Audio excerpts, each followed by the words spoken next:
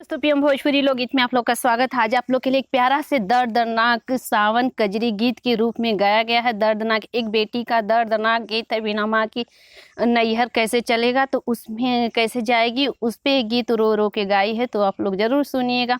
ससुर में रोवनी बिना माई के बिटियावा, अब के हमका बोलाई ना। ससुर में रोवनी बिना माई के बिटियावा, अब के हमका बोला ना। पापा त हमारे वही दिन बिसर गए, पापा त हमारे वही दिन बिसर गए, जब यली बाबा मतारी ना, जब यली बाबा मतारी ना। चाचा त हमारे वही दिन बिसर गए, चाचा त हमारे वही दिन बिसर गए, जवाने दिन चाची गैया लगाई ना, जब चाची गैया लगाई ना।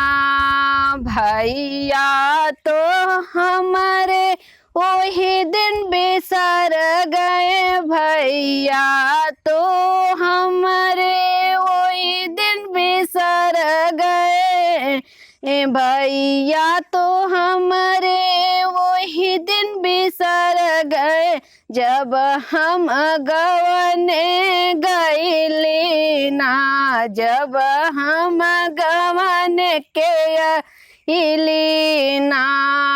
यह सोची सोची आवला रो वैया ना, ये तने में भैया गए ना, ये तने में भैया आ गए ना। भैया के देखी देखी रोवत है बहनिया, काहे के रोवलू बहिनी, काहे के पछतालू, अबही त जियत तोरा भाई ना।